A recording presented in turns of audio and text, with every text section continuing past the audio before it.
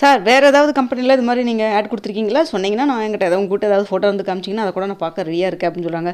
சேச்சா அதெல்லாம் ஒன்றும் இல்லைங்க அப்படின்னு சொல்கிறாங்க. என்னங்க சொல்கிறீங்க? இது வந்து சின்னதாக ஏதோ லோக்கல் கம்பெனி போல் இருக்குது. அதுக்கெல்லாம் நீங்கள் அட்வர்டைஸ்மெண்ட்ஸ் இது பண்ணியிருக்கீங்க, நீங்கள் ஆட் கொடுத்துருக்கீங்க. அப்போ வேறு ஏதாவது இருந்தால் சொல்லுங்களேன், நான் எதுவும் நினச்சிக்க மாட்டேன் அப்படின்னு சொல்கிறேன். உண்மையாலுமே கவரி மீன்ஸ் அப்படிலாம் எதுவும் இல்லை, இருந்தால் சொல்ல மாட்டேனா அப்படின்னு சொல்லிட்டு இருக்கிறீங்க. என்னமோ என்கிட்ட மறைக்கிற மாதிரி தெரியுது. சரி ஓகே, சரி நான் கிளம்புறேங்கன்னு சொல்லிட்டு கிளம்பிடுறாங்க.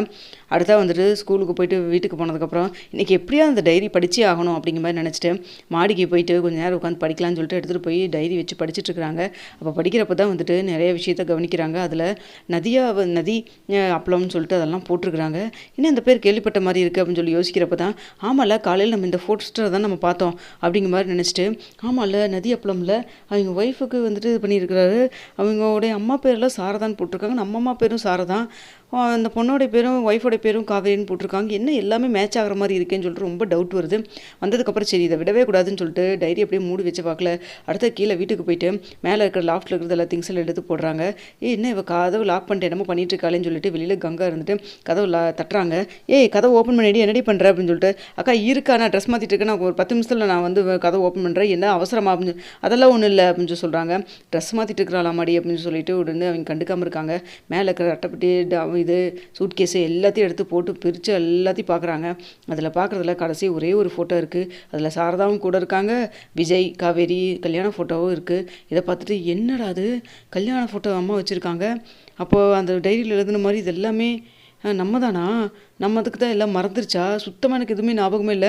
நதி அப்பளங்கிறது நான் ஆரம்பித்த கம்பெனி தானா, இதுக்கு தான் விஜய் வந்து இது பண்ணியிருக்காரா, அப்புறம் அம்மு என்னுடைய பொண்ணா அப்படிங்கிற மாதிரி நிறைய கேள்வி வருது. கண்டிப்பாக ஏதோ நம்மக்கிட்ட மறைக்கிறாங்க.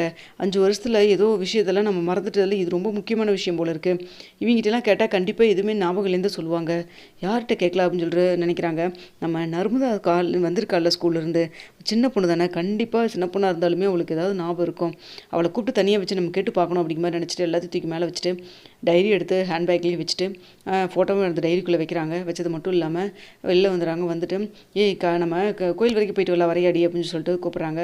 அவள் வந்துட்டு அக்கா அந்த கோயிலுக்கெல்லாம் போர்க்கா, சரி ஓகேடி பக்கத்தில் நான் வந்து கடைக்கு போகிறேன், அப்படியே வந்து ஃபேன்சி ஸ்டோருக்கு போயிட்டு வரலாம் வரையா, உனக்கு மேட்சாக இயரிங்ஸ் இதெல்லாம் வாங்கி தரேன் அப்படின்னு சொல்கிறாங்க. அப்படியே அக்கா நானும் வரேன் அப்படின்னு சொல்கிறாங்க. உடனே வந்துட்டு இங்கே கங்கா வந்து நானும் வரட்டும் மாடி அப்படின்னு சொல்கிறாங்க. அக்கா நீ வீட்டில் பாப்பாவை பார்த்துக்கக்கா, நான் வந்துடுறேன்க்கா அப்படின்னு சொல்கிறாங்க. பார்த்தியாடி சின்ன பிள்ளைங்கனால அவளை கூட்டிகிட்டு போகிற, எனக்கெல்லாம் எதுக்கு வயசான காலத்தில் நினச்சிட்டு போகிற அப்படி தானே. அக்கா அப்படியெல்லாம் ஒன்றும் இல்லைக்கா, நான் போயிட்டு வந்துடுறோம் அப்படின்னு சொல்லிட்டு சமாளிச்சுட்டு போகிறாங்க. என்னடி இவ திடீர்னு அவளை கூட்டிகிட்டு போகிறா அப்படின்னு சொல்கிறாங்க. விடுங்க பக்கத்தில் எங்கேயோ போயிட்டு வருவாங்களா இருக்குது, விடுங்க அப்படின்னு சொல்லிட்டு இருக்கிறாங்க. போகிறப்போ உனக்கு இந்த விஜய் முன்னாடியே தெரியுமாடி அப்படின்னு சொல்லிட்டு நர்மதாட்ட கேட்குறாங்க. அக்கா எனக்கெல்லாம் தெரியாதுக்கா அப்படின்னு சொல்கிறாங்க.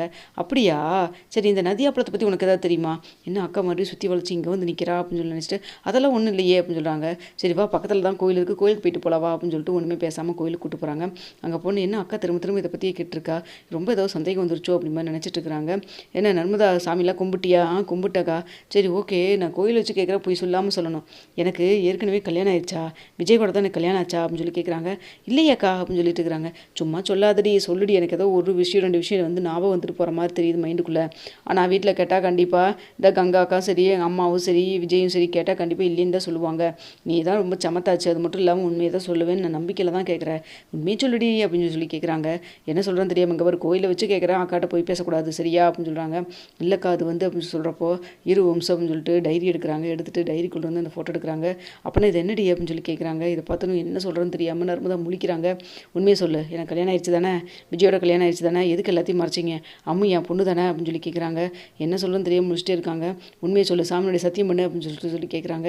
என்ன பண்ணுறேன்னு தெரியாமல் ஆமாக்கா எல்லோரும் வந்துட்டு உனக்கு உடம்பு பிரச்சனையாயிரும், இது உண்மையை சொன்னால் அதாவது டாக்டர் வந்து சொல்லக்கூடாதுன்னு சொல்லியிருக்காங்க, அதனால தான் உனக்கு வந்துட்டு மைண்ட் எதுவும் ப்ரெஷர் வரக்கூடாதுங்கிறக்கா சொல்லாமல் இருக்காங்கக்கா.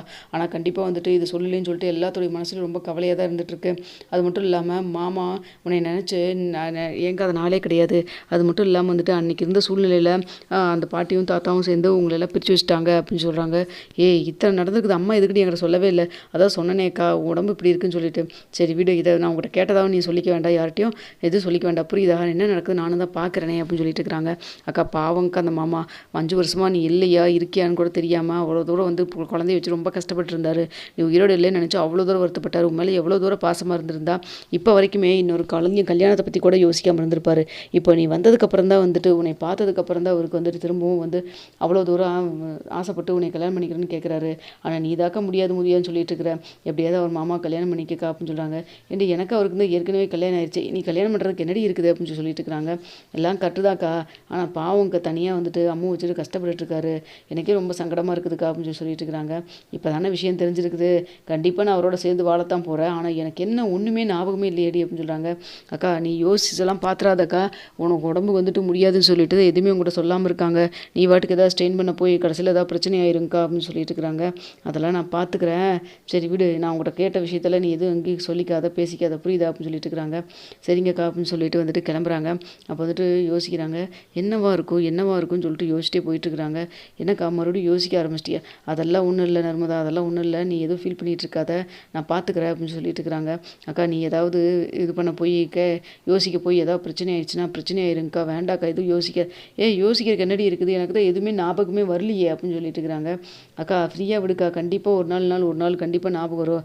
நீயும் மாமாவும் பிரிஞ்சிருந்தீங்க, யாருமே எதிர்பார்க்காத அளவுக்கு மறுபடியும் திரும்ப எல்லாருமே வந்து பார்த்துக்கிட்டீங்களே, அதே போல் கண்டிப்பாக வந்துட்டு திரும்ப வந்துட்டு நல்லது நடக்கும்க்கா அப்படின்னு சொல்கிறாங்க. பார்க்கலாண்டி அப்படின்னு சொல்லிகிட்டே வந்து வீட்டுக்கும் போகிறாங்க. போனதுக்கப்புறம் மறுபடியும் வந்துட்டு என்னடி எதாவது வந்து கடை கூட்டு போகிறேன், அவளுக்கு ஏதாவது தோடு எல்லாம் வாங்கி தரேன்னு சொன்னால் வாங்கி கொடுத்துட்டாளா அப்படின்னு சொல்லி கேட்குறாங்க கங்கா. அதுவா, கடை க்ளோஸ் ஆயிடுச்சு, அதான் நாங்கள் வந்துட்டோம் அப்படின்னு சொல்லிட்டு இருக்கிறாங்க. அதுக்கப்புறம் வந்துட்டு காவேரி இதை பற்றி யோசிச்சுட்டு சரின்னு சொல்லிட்டு உள்ள ரூமுக்குள்ளே போய் வந்துட்டு ட்ரெஸ்ஸை மாற்றிட்டு வரலான்ட்டு போகிறாங்க. இங்கே அதுக்குள்ளே வந்துட்டு என்னடி ஆச்சு, ஏன் ஒரு மாதிரி இருக்கா அப்படின்னு சொல்லிட்டு நர்மதா கிட்ட கங்கா கேட்குறாங்க. அது வந்துக்காங்கன்னு சொல்லி பேசுகிறாங்க. என்னாச்சு அப்படின்னு சொல்லி கேட்குறாங்க. அவங்கக்கிட்ட ஒரு ஃபோட்டோ கிடச்சிருக்குது, அது மட்டும் இல்லாமல் அது யார் என்னன்னு சொல்லி எல்லாம் கேட்டேன். நான் என்ன பண்ணுறேன்னு தெரியாமல் கோயிலில் வேறு வச்சு சத்தியம் பண்ணி சொல்லுன்னு சொல்லி சொன்னாங்க. என்ன பண்ணுறேன்னு தெரியாமல் நான் எல்லாத்தையும் சொல்லிட்டேன், கல்யாணம் ஆன விஷயம் அக்காவுக்கு தெரிஞ்சிருச்சு அப்படின்னு சொல்கிறாங்க. நான் வந்து உங்கள்கிட்ட இதெல்லாம் வந்து சொல்லக்கூடாதுன்னு சொல்லியிருக்காங்க. நான் சொன்ன விஷயம் தெரிஞ்சுக்கிட்ட மாதிரி அவங்களுக்கு தெரிஞ்சிட்ட மாதிரி உங்கள்கிட்ட சொல்லக்கூடாதுன்னு சொல்லிட்டா, அதனால தான் எதுவும் சொல்லாமல் இருக்கேன், நீ பார்த்துக்குங்கக்கா அப்படின்னு சொல்கிறாங்க. என்னடி அழுங்காப்பில் கூட்டிகிட்டு போய் இப்படி வந்து எல்லா உண்மையும் வர வச்சுருந்துருக்குறா அப்படிங்கிற மாதிரி வந்துட்டு கங்கா சொல்லிட்டு இருக்கிறாங்க. அப்போ கரெக்டாக வந்துட்டு சாரதாவும் வந்துடுறாங்க. எதுக்குடி இப்படி போய் உளறி தொலைஞ்ச அப்படின்னு சொல்லி கேட்குறாங்க. அம்மா அக்கா இப்படி வந்துட்டு இது கம்பல் பண்ணி கேட்குறப்ப நான் என்னப்பா பண்ணுறது அப்படின்னு சொல்லிட்டு இருக்கிறாங்க. அப்போ வந்துட்டு சொல்கிறாங்க, எப்படி கேட்டாலும் நீ சொல்லாமல் தானே இருந்திருக்கணும் அப்படின்னு சொல்லிட்டு இருக்கிறாங்க. என்னப்பா பண்ண சொல்கிறீங்க, அதை சொல்லிட்டேனே அப்படின்னு சொல்லிட்டு இருக்கிறாங்க.